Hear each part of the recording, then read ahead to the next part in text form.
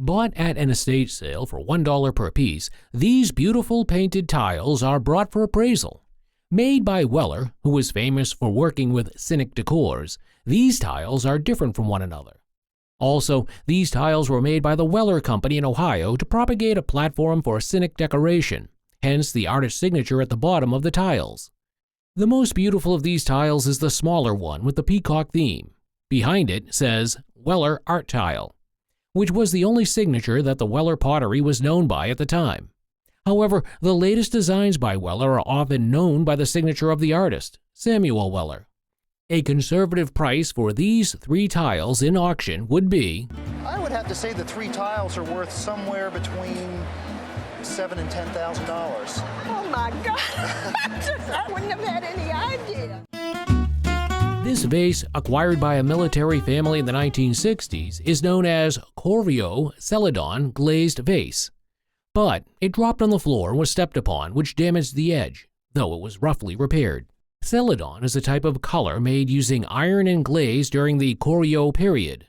The Corio period is from the 10th to the 14th century, dating about 1200. Though the damage can be restored, the auction estimate for this vase in its present condition is... This can be restored, and it would still make around $400 to $600 in an auction sale. It would have been worth in the $4,000 to $6,000 range. This guest brought in one of the monumental oil landscape paintings by Wilson Hurley, whose family and her family were next-door neighbors. Wilson Hurley specialized in oil painting and landscapes after he moved from Oklahoma to Ohio and fell in love with the vast landscape. No doubt this painting is Hurley's because it has his first name signed on it. An interesting bit of this painting is that it was made in 1960 when Hurley became interested in the relationship between technology and nature. This is emphasized in the painting by the landscape and a visible cloud above a tall wind piece of technology. Hurley was considered a Renaissance kind of man, and he was into law and was also an engineer. Also, he has a studio in Oklahoma, and his paintings are found in museums in Ohio. The painting is in fairly good condition, as there is a bit of grime, crackle, and capping here and there. In an auction, this painting would fetch... This painting might bring $10,000 to $15,000. Really? Even Yes. that is, for Wilson Hurley, it's small. Over 90 years ago, this guest received a masterful piece from a young artist named Rockwell. This talented artist started his art career at the age of 14. He was born in 1894. He dropped out of high school in 1910 to enroll in art school. He is associated with Saturday Evening Post covers, a popular show at the time. The painting was done on an oil canvas showing a woman with her padded stockings and brush trying to imitate a more stylish model in a picture, and her faithful dog who's probably waiting for her to finish posing. Rockwell was a master of telling simple stories with innocence. In the late 1990s, his work started to bring in 6 figures, so this painting in today's market will be worth Replacement value on this of about $500,000. Better get more insurance. Presented on the show is a vibrant vintage painting. Our guest inherited the piece from a friend who purchased it while in France. On the lower right side of the painting is the signature of its creator, Leopold Sauvage. Sauvage was a Russian-French Surrealist painter of Finnish origin. And while he's not a household name like Man Ray or Rene Magritte or Salvador Dali, this painting really speaks to the style of the Surrealist movement. This painting depicts a landscape of dreams and nightmares, featuring disembodied figures. It was created to convey abstract images in a variety of colors. Surrealism was a very abstract and very psychological and interesting movement. The works of Leopold are very rare, and this tremendous piece is a beauty to behold. At auction, due to its rarity and significance as a symbol of the Surrealist movement, it is valued at... I would value this piece at probably between $3,000 and $5,000. Our guest bought the item at a de-acquisition sale in the Angel's Attic Museum in Santa Monica. Our guest reassembled and glued them back together as best they could. The appraiser begins by examining the outside and noting the guest's main question: what is it? Our guest knows it was made in Granada, Spain, and possibly for or by Castro Fernandez. This item is made of painted plaster with low-fired enamels and features intarsia work. And the basic design we can see also is Islamic influence. The Islamic movement was in Spain at a very early date in the 8th century. The appraiser notes that the item has a label mentioning a Spanish maker who also worked in Germany. This item is thought to be a model of rooms from the Alhambra Palace, reflecting Moorish architecture. The inside of the item is decorated with incised plasterwork and alabaster elements. The appraiser suggests the item might have been a tourist souvenir or a piece for a small museum to put in a gallery so people could come in and see what Moorish architecture was. This item has significant damage, but the guest paid $225 for it. The appraiser estimates the value of this piece at I would say $5,000 to $7,000. Oh my goodness, really? I'm serious. Even in this state. Our guest purchased the item at a flea market from a dealer specializing in American Indian artifacts. This item was part of a lot purchased for $1,200 to $1,500. The appraiser identified the item as Chinese, not American Indian. The centerpiece of the item is a jade panel set in a silver bangle mount. This silver bangle is from the 20th or 21st century, while the jade panel dates back to the Yuan period, 1271 to 1368. The jade depicts a goose in a lotus pond with lotus flowers. Originally, such jade plaques were likely sewn into fabric and worn around the waist. The appraiser estimated the jade panel alone to be worth, at auction, I would estimate something like this at $4,000 to $6,000. Good. I didn't know. I was hoping between 5 and 10. Yeah. This guest presented a dedicated vase on the show. She bought the vase from her sister's antique shop in Europe. This vase is more than meets the eye. It features a variety of arts and styles. It was crafted in the English arts and crafts ceramics style, manifesting the influences of the medieval guild, Renaissance and Revival, and the European arts and crafts movement. Upon inspecting the vase, we can discern it is dated 1900 and was made by the Della Robbia company. A company from Cheshire, which was in operation from 1884 until 1901. However, the artist's signature can't be traced to any known artist yet. At auction, this elaborately designed piece of pottery is estimated to be worth Auction, I would evaluate the piece between $3,500 and $4,500. Goodness. Our guest bought this Theodore Durer book at an auction, attracted by its contents rather than its poor exterior condition. The appraiser opened the book cautiously, revealing it to be a 1909 German edition of Theodore Durer's text on Impressionism. This book is part of a limited edition with 1,000 copies made, and the guest copy is number 514. Inside the book are original etchings by renowned artists, including Camille Pissarro, Monet, and Renoir. Our guest purchased the book as part of a lot of 3 art books for $100 to $200. The appraiser noted the unique art paper and the original etchings as key factors in the book's value. Despite the poor binding, the book's value is in the etchings, with a typical auction price of for around $7,000 to $8,000. Wow, $7,000 to $8,000. Our guest, a stamp collector, found this doll in a dumpster. This item is an early 1800 to 1850 peg wooden doll, measuring 1.25 inches long with a yellow tuck comb. She has a yellow comb, hence the name Yellow Tuck Comb. Items like these were made in Sonnenberg, Germany, and Grunenthal, Austria. What made this particular piece rare is its size, and being an early piece found in a dumpster, it's still in good condition.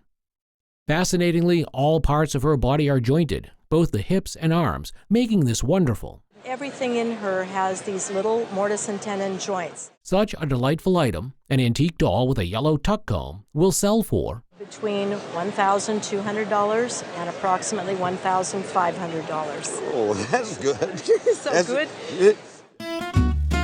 A family heirloom with a rich history was brought to the show. General Eliphalet Whittlesey, a Civil War Union brevet brigadier general, once owned this item too. This is a federal inlaid mahogany sideboard made in Connecticut about 1785 to 1795. Before the early 18th century, specific rooms were not provided for items like these in America. But by the late 18th century, in federal America, when this was made, pieces were made for specific rooms. These forms of furniture evolved from England, called slab tables, whether marble slabs or wooden slabs on 4 legs. It's such an item to display treasure, something to show wealth on, and it also features Chippendale-style brasses and oval pinwheel motifs on top of the legs. And then you have these satinwood cuffs. In today's marketplace, sideboards are very popular. At auction, this Federal sideboard, made out of mahogany wood with a whimsical Connecticut type of light wood inlay on the legs, will have a price of... This one has lots of nice inlay, very nice details, and its value in the range of about $20,000 to $25,000. Are you pretty happy? Oh, yes. This is a child's swan sleigh. The guest bought it at a rummage sale for $35. It's an American pine sculpture with its maker unknown because it wasn't mass-produced at the time. It was made lovingly by someone to give to a child. Beautifully carved and constructed in terms of folk sculpture, it is utilitarian. Featuring a screw to make the head stronger so that when held during a ride it doesn't break.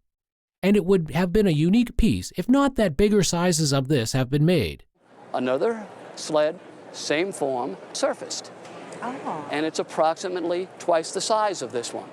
Interestingly, it also has a metal brace inside curved with the shape of the wing. Also beautifully shaped wood runners and a metal handle. This swan sleigh ride made out of love would cost Somewhere around $20,000 to $30,000. Oh my gosh. I could just cry. I had no idea.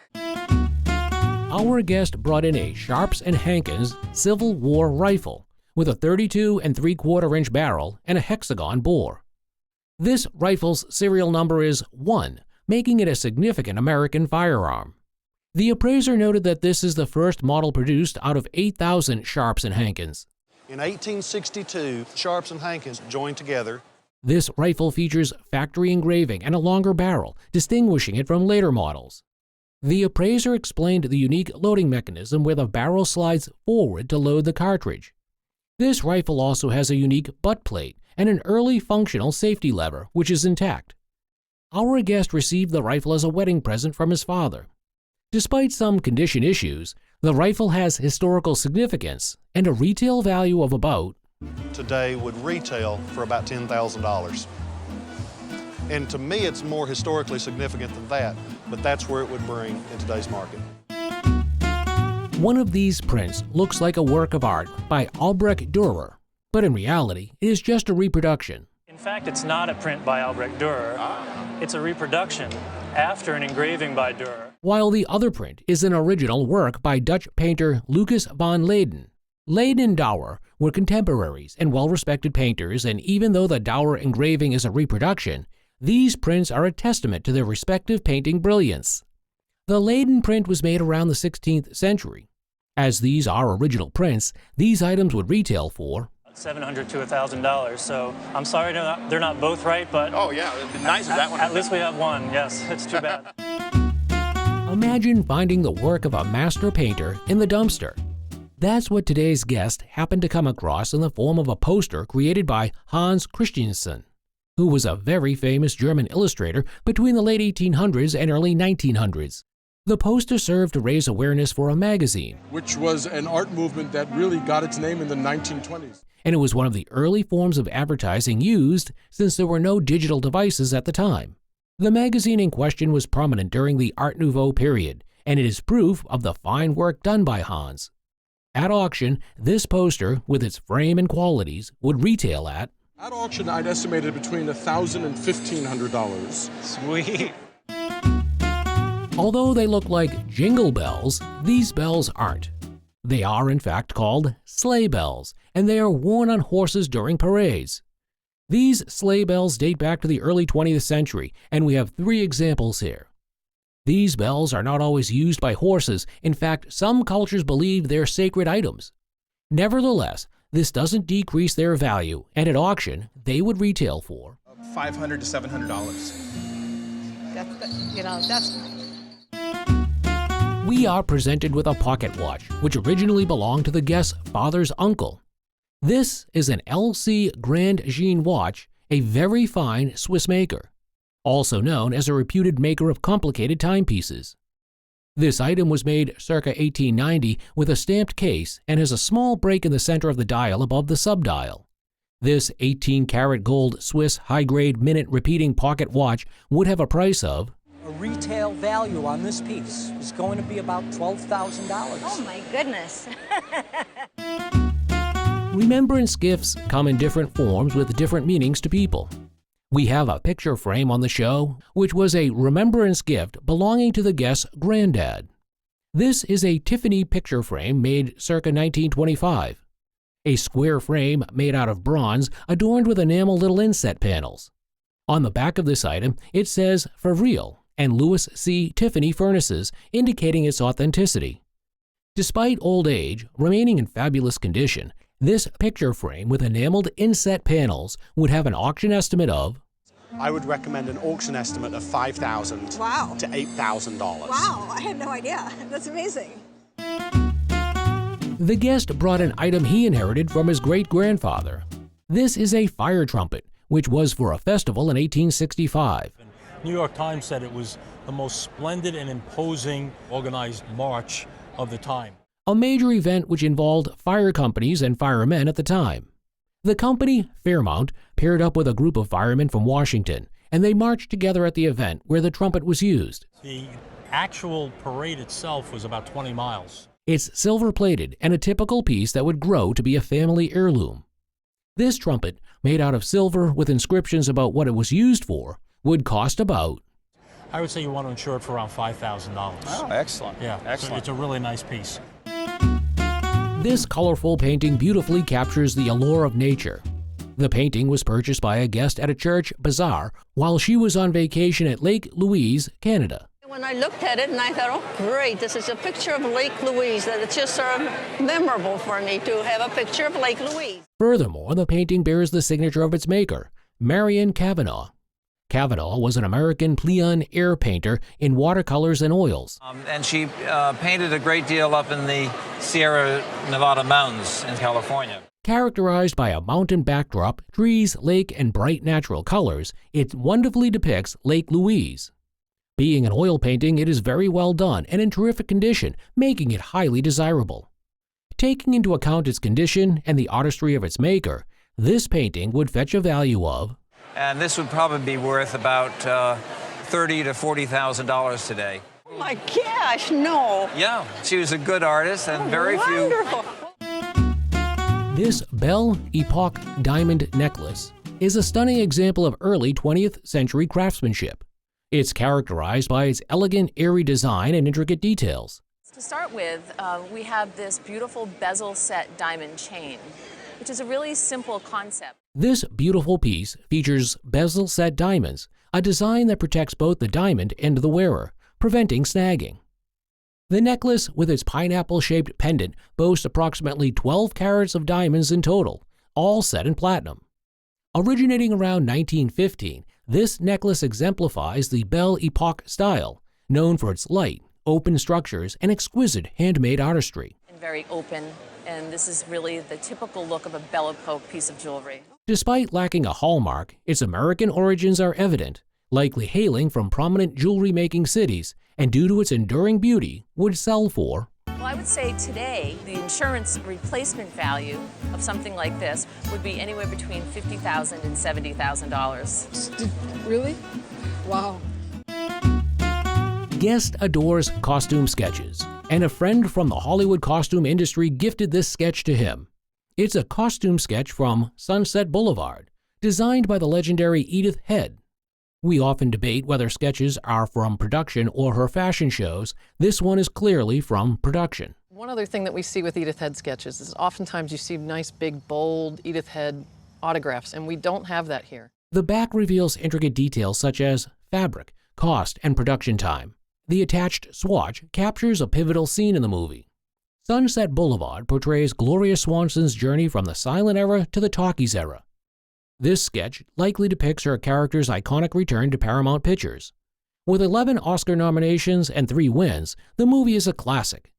In the world of costume collecting, sketches generally sell for under $500, but iconic pieces like this one could command significantly higher prices. And so I think conservatively, I would put an estimate of $10,000 to $15,000. And I wouldn't be shocked if it soared past that 15 towards the 20 mark. More than I thought, so that's nice. This painting showcases wildlife, exuding grandeur and serenity. It was inherited by the guest from her great-aunt. The painting was done by Rosa Bonheur. Bonheur was a French artist best known for her animal paintings. She also did some sculpture, and she was best known for doing horses. It bears her initials, RB, authenticating this piece. Dating back to the second half of the 19th century, this painting depicts a donkey posing majestically, meticulously colored and detailed. Although made over a century ago, the painting is well preserved. Its value at auction would be It would be something like $10,000 to $15,000. Oh, wow, that's great. This silver necklace, dating from around the 1950s, is a remarkable piece that's rich in history and artistic value. The tree of knowledge of good and evil, Genesis 2:7. My mother was a librarian, so she kept notes about a lot of things. Interestingly, this piece symbolizes deep cultural and religious themes and was crafted by the renowned American Jewish artist Shour, known for his detailed and whimsical designs. So he was born in Poland. He studied on a grant in Paris and fled Paris with his wife at the beginning of the war to this country. Quite unique, this necklace represents the Torah and the Tree of Life with intricate depictions of Adam and Eve. This piece, signed I. Shour, New York, also features a dove, a common motif in his work. The necklace showcases exquisite cut silverwork, a testament to Shour's versatile artistry, which spanned silver creations, ceremonial objects, wood engravings, and paintings. However, this necklace represents a piece of cultural and artistic heritage that's worth Market value today, I'd say between $5,000 and $7,000. A beautiful piece. Well, thank you so much. This guest presented a family heirloom in the form of nécessaire, which is a testament to the elegance of the Art Deco period. It's pretty. It's very pretty, and it has some really nice features. This compact was designed to be worn on the wrist, and it features compartments for money, a handkerchief, or even cigarettes. The nécessaire is crafted from 14-karat yellow gold, adorned with delicate enameling, and highlighted by a diamond-set clasp. It is an American mark. It is 14-karat yellow gold. Despite some minor wear, the enameling is in excellent condition, a rarity for pieces that have endured the test of time. The marks inside, including 14K and a serial number, suggest it is an American creation. Likely made in the 1920s, its quintessentially Art Deco design remains highly desirable and would sell for. It's lovely. I would think that at auction it would be a desirable piece. I would probably say about $4,000 to $6,000. Yeah, it's pretty. It's very sweet. I'm speechless. No, it's wonderful. A towering Schneider glass masterpiece with orange and yellow hues rests elegantly on a stunning blue base. This 33-inch Art Deco gem captures the essence of 1930s craftsmanship with a whisper of the Cluthra style. Schneider glass, made by the renowned Schneider brothers, who initially worked at the Daum factory before establishing their own company, was known for its exquisite art glass. Well, this glass is made by Schneider. Right. It says Schneider France here, which tells us it was made for export. During World War I, the brothers shifted their focus from art glass to producing glass for hospitals. This amazing piece entered the family in the late 1940s when the guest's father purchased it from an antique store in New Jersey. Despite a minor chip on the top, often referred to as a flea bite, which can be buffed out, the glass remains in excellent condition. For insurance purposes, its value is estimated between of $3,000 to $5,000. Wow, that's terrific. This elegant Newport, Rhode Island furniture piece dates back to around 1770, crafted during the Queen Anne period. Its timeless design reflects the exquisite craftsmanship of the 18th century. Characterized by a distinctive carved scallop shell, bold cabriole legs, and a uniquely detachable leg construction for easier shipping, it is identified as a piece of Goddard Townsend furniture, highly prized among collectors. There were two families of cabinet makers working in Newport in the 18th century, the Goddards and the Townsend. Originally, it served as the base section for a highboy or high chest standing about 7 feet tall when converted into a dressing table or server. The guest bought this piece at auction on Cape Cod about 8 years ago, appealing especially to collectors of Rhode Island furniture, At auction, its value is estimated between This is a piece that I would expect at auction would sell today for $3,500 to $5,000 to a collector of. Wonderful. This pristine Shirley Temple doll, still nestled in its original box, is a remarkable relic from 1934. With its curls perfectly intact, the original pin securely fastened, and a silk label confirming its authenticity as an ideal Shirley Temple doll, it embodies a piece of nostalgic Americana. The doll's journey began as a cherished Christmas gift to the guest's mother in 1934. Treasuring the doll, she never played with it and allowed her daughter to admire it only once or twice a year. And when I was growing up, I wanted to play with it, and she said absolutely not. This reverence ensured the doll's immaculate preservation, keeping it in mint-in-box condition over the decades. Its exceptional condition, with the sentimental story behind it, enhances its worth. Today, the doll's value has soared, with an estimated market price between. On today's market, your doll would sell between $500 and $650. This captivating two-sided watercolor by Mississippi artist Williams Hollingworth, dating from the mid to late 1930s, showcases his extraordinary talent and vibrant color palette. One side depicts an urban scene, while the other presents a serene countryside landscape painted with purples, yellows, and gold. Known for his mood swings and struggles with depression, the artist tragically took his own life in 1944 at the age of 34. And in the early 40s, his father had passed away and he became depressed and he committed suicide. It came into the family when Hollingsworth and Carl Wolf paid rent with artwork in Jackson, Mississippi. This piece is uniquely framed to showcase both sides, highlighting Hollingworth's versatility. The urban scene bears his signature, suggesting it was his favored perspective. This watercolor stands as a testament to Hollingworth's artistic legacy, estimated to fetch at auction. I would expect to see an estimate on it of between $8,000 and $12,000. Oh, wow. Thank you. I appreciate it. Thank you. On the table, two eye-catching silver bracelets catch the light. The guest received these bracelets from his parents, who were jewelry collectors and acquired them in early 1970s. These silver bracelets come from Native American culture and were made by Charles Loloma, a Native American jeweler. He is known for popularizing the use of gold and gemstones not typically found in Hopi jewelry. His influence and his impact on jewelry altogether has just been unprecedented. These bracelets feature common elements of Loloma's work, such as the use of turquoise and silver. Looking closely at the inner circle of the bracelets, it's sort of like a landscape, but there's a fluidity to the piece. We can see beautiful textures of the items that improve with age. So, at auction, these bracelets aging beautifully would fetch, probably in the retail marketplace, about $25,000. Whoa. Can I sit down? Only kidding. Wow. You don't see paintings like this one every day. That's why it's so special, because instead of focusing on lifestyle and scenery painting, Rolf Armstrong loved to paint patriotic pictures of women. Well, what you brought today is a painting by Rolf Armstrong, who was a very important artist with a company called Brown and Bigelow, and they did calendar art. What's even more special is that, in contrast to using his imagination, Created a name, Armstrong Girls, for these beautiful women that he would use. Rolf used live subjects to properly depict the situation of his paintings. The painting is a tribute to a nurse during one of the world's significant wars. Like every great painter, Rolf has his signature on this painting. As an original piece of art, and due to its unique nature, this painting would auction at, And would probably at auction bring in the $5,000 to $10,000 range. Oh, that would be nice. one of the rarest models you'll ever see. That's what this Royal Dalton bear figure is.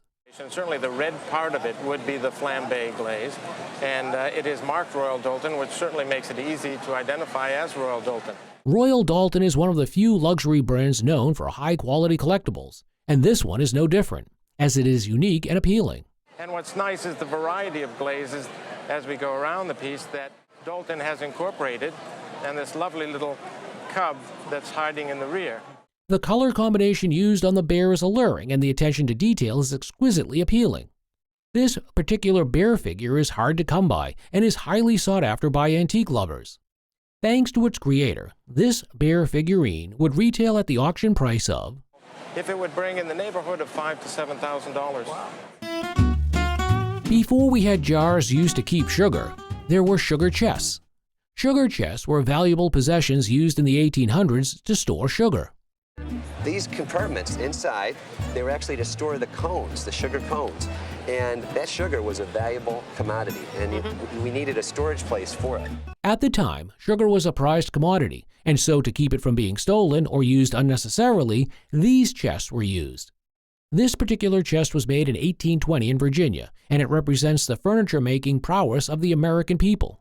I want to tell you that this was made in Virginia probably around 1820 or so. It has yellow pine secondary wood. We can see this nice chamfering on the bottom.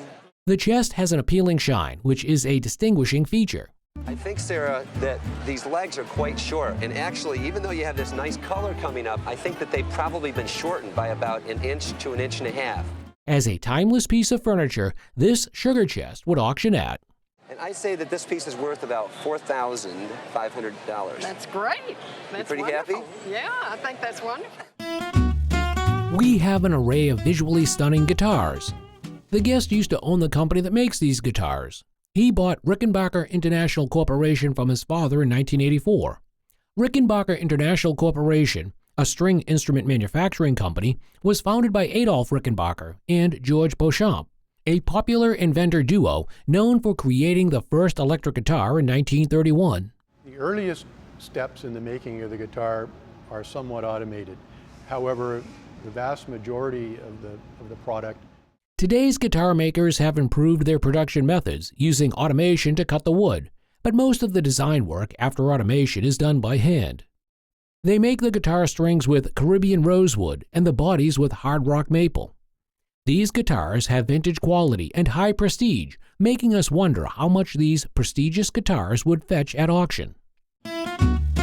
These artifacts were passed down from the guest's grandfather, who traveled extensively and collected them from Alaska between 1908 and 1910. They've been in the owner's possession for 45 years. Appraiser identifies their origins as the Northwest Coast, possibly Haida or Tlingit. The bowl is based on a grease dish.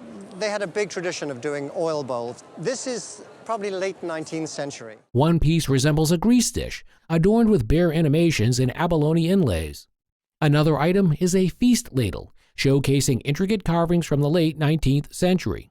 And it's interesting that the items that people would start to carve for tourists were fairly iconic items that they'd used in the tribal use. The piece de la résistance is a rattle depicting shamanistic icons, estimated to be from the 19th century.